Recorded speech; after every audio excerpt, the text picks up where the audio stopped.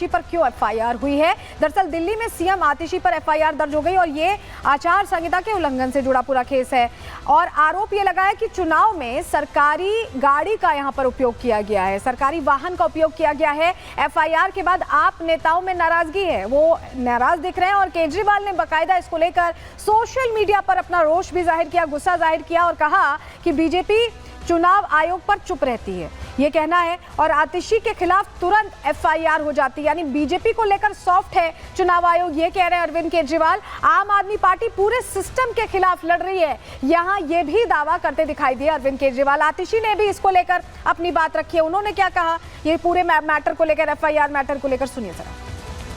पूरे देश ने देखा, टीवी चैनल्स ने लाइव चलाया कि प्रवेश वर्मा जी 1100 रुपए बांट रहे हैं। महिलाओं ने टीवी पे आके कहा कि हमें 1100 रुपए दिए गए कि हम कमल का बटन दबाएं। उसके कुछ दिन बाद प्रवेश वर्मा जी ने ट्वीट करके ये फोटो पोस्ट करी कि वो हेल्थ कैंप कर रहे हैं और चश्मे बांट रहे हैं। थोड़ा नीचे कर लो। उसके बाद वो किडवई नगर के इलाके में चद्दर और डबल बेडशीट्स बांट रहे हैं अपने नाम के साथ। उसमें इलेक्शन कमीशन को कोई भी आचार संहिता का वायलेशन नहीं दिखता। फ्री एंड फेयर इलेक्शन का जो कमिटमेंट इलेक्शन कमीशन ने हमें दिया है वो वास्तव में ज़मीनी तौर पर साकार होगा, वरना ये सवाल तो उठेगा ही कि प्रवेश वर्मा जी पे पैसे बांटने पे, चश्मा बांटने पे जांच चल रही है। कब से जांच चल रही है और मुझ पर बिना जांच के एफआईआर भी फाइल हो गई। तो इसलिए ये बिल्कुल साफ है कि कुछ तो दाल में काला है। दाल में काला बता रही हैं कुछ यहाँ पर आतिशी, आपने सुना। और ऐसे में आपको बताएं कि प्रश्न इसीलिए खड़े किए गए कैश बांटने को लेकर। कैश कांड का जिक्र कैसे आ रहा है, चलिए जानकारी जल्दी से आपके सामने रख रहे हैं। दिल्ली में कैश कांड पर लगातार कलेश दिखाई दे रहा है। आप बीजेपी नेता प्रवेश वर्मा पर हमलावर है आम आदमी पार्टी, और प्रवेश पर यहाँ पर कैश बांटने का आरोप उनकी तरफ से लगाया गया। तस्वीर भी हमने आपको दिखाई थी। वोटर्स को कंबल और चादर बांटे जा रहे हैं, आम आदमी पार्टी ये कह रही है। आचार संहिता लागू होने के बाद चश्मे बांटे गए, क्योंकि पुलिस का ये कहना है कि पहले का मैटर है। ऐसे में आम आदमी पार्टी ये कह रही है कि चश्मे आचार संहिता लागू होने के बाद बांटे गए। चुनाव आयोग को इस मामले में संज्ञान लेना चाहिए। आतिशी भी ये कह रही है कि उन पर संज्ञान जल्दी लिया जा रहा है और अब केजरीवाल भी वही बात दोहराते सुनाई दे रहे हैं। सुनिए जरा। खुलेआम पैसे बांटे जा रहे हैं, लेकिन जो पैसे बांटे गए उससे लोगों में बहुत असंतोष है। ऊपर से इनकी पार्टी ने भेजे 10-10 हजार रुपए। इनके नेताओं को लग रहा है कि वो जीत तो रहे नहीं है, तो इस चुनाव में पैसे ही कमा लो। तो इनके नेताओं ने 9-9 हजार रुपए रख लिए और जनता को 1000-1000 रुपए बांट दिए। इनके नेता खुलेआम कहते घूम रहे हैं कि दिल्ली वालों को तो हम खरीद लेंगे, दिल्ली वालों के वोट तो हम खरीद लेंगे। अब जब देख रहे हैं कि हार गए हैं तो अब खुलेआम कहते घूम रहे हैं कि दिल्ली वालों को तो हम खरीद लेंगे, दिल्ली वालों के वोट तो हम खरीद लेंगे। मैं दिल्ली की जनता से अपील करना चाहता हूं, जो ये बांट रहे हैं सब ले लो, लड़ झगड़ के ले लो, इनके दफ्तरों में जाके ले लो, इनसे लड़ो, लेकिन अपना वोट मत बिकने देना किसी भी हालत के अंदर।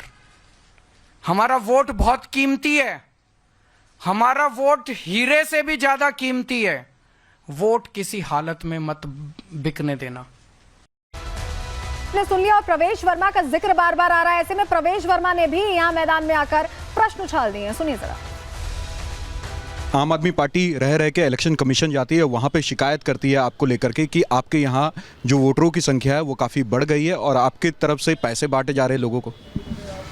देखिए, अरविंद केजरीवाल को अपनी हार दिखाई दे रही है, ये है सच बात। और वो तो आज की डेट में फ़ाइट में ही नहीं है। जो हमारा सर्वे है वो ये बता रहा है कि संदीप दीक्षित उनसे कई वोट आगे हैं। इस समय तो अरविंद केजरीवाल तीसरे नंबर पे दिखाई दे रहे हैं। उनकी यहाँ से जमानत जब्त हो रही है, इतनी बुरी तरीके से वो हारने वाले हैं, इसलिए वो बिल्कुल जो है बुरी तरीके से बौखला गए हैं कुछ भी बोले जा रहे हैं मेरे बारे में, कुछ भी मुझे गाली दिए जा रहे हैं। अगर मैं बच्चों की नौकरी का प्रयास कर रहा हूं तो मुझे रोका जा रहा है।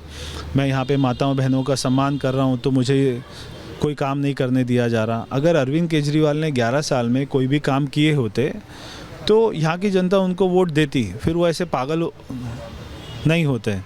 कोई काम नहीं किया इसलिए वो इतने बौखला गए हैं। तो अलग अलग मुद्दों पर टकराव चल रहा है। जहां एनजीओ का जिक्र आया कि कैसे लिंक सामने आ रहा है, उस पर सवाल पूछे गए। कैश कांड को लेकर, आचार संहिता के उल्लंघन को लेकर प्रश्न पूछे गए। वार पलटवार यहां थम नहीं रहा है। संजय सिंह और हर्ष मल्होत्रा को भी सुन लीजिए। मैंने आपको दिखाया किस तरीके से चादरें बांटी जा रही हैं। मैंने आपको दिखाया कि खुद प्रवेश वर्मा ने ट्वीट करके बताया कि उसने चश्मे बांटे। तो मुझे लगता है कि चुनाव आयोग को इस बात का संज्ञान लेना चाहिए कि कम से कम जब तक ये डीएम और एसएचओ, ये पुलिस के अधिकारी यहाँ पे हैं, कोई कार्रवाई नहीं होगी प्रवेश वर्मा के खिलाफ। चुनाव आयोग ने अपनी ओर से प्रयास भी किया, ऐसा मैं नहीं कहूंगा। उन्होंने जब भी हमने उनसे जाके मुलाकात की, उन्होंने एक्शन भी लिया। तो ये डीएम और एसएचओ जब मिले हुए हैं तो आप इनसे कैसे निष्पक्ष जांच करें? कौन बोलेगा? ये एनार्किस्ट लोग हैं, किसी कानून को मानने वाले लोग नहीं हैं। आज की बात नहीं है, ये तो झूठों के सरदार हैं। इन्होंने तो पहले भी कहा था हम गाड़ियां नहीं लेंगे, और अब चुनाव के दौरान भी गाड़ी छोड़नी चाहिए, उस गाड़ी को भी छोड़ने को तैयार नहीं है। ये भ्रष्टाचारी लालची लोग हैं।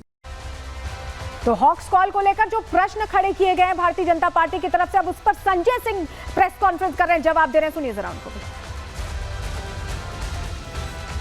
और ये बता रहे हैं पता नहीं कौन कौन सी कहानी, किस किस एनजीओ का हवाला, क्या क्या, इनको सब पता चल गया। मैं पूछना चाहता हूं, जो घटनाएं बम धमाके की दिल्ली में हुई, देश की राजधानी में रोहिणी के अंदर, उसमें कितने अपराधी पकड़े गए? दिल्ली के कोर्ट के अंदर जज के सामने हत्या हो गई, उस मामले में क्या हुआ? एक महिला का बलात्कार करके दिल्ली की सड़कों पे घसीटा गया कई किलोमीटर तक, उस मामले का क्या हुआ? दिल्ली के अंदर गैंग वॉर हुए, गैंग वॉर,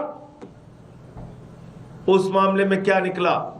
व्यापारियों को गोलियों से भूना जा रहा है, अवैध वसूली की जा रही है, उस मामले में क्या हुआ? आपने सुरक्षा जैसे गंभीर मुद्दे को अपने राजनीतिक नफा नुकसान के लिए इस्तेमाल किया, और छोटे छोटे बच्चों के स्कूल को उड़ाने की मिल रही धमकी को राजनीतिक लाभ के लिए। 10 महीने में कोई जांच आपकी नहीं हुई, कुछ पता नहीं चला 10 महीने में आपको।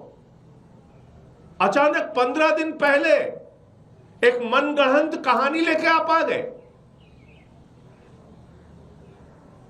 तो इसलिए मैं कहता हूं कि भारतीय जनता पार्टी को न दिल्ली की सुरक्षा से मतलब है, न राष्ट्र की सुरक्षा से मतलब है।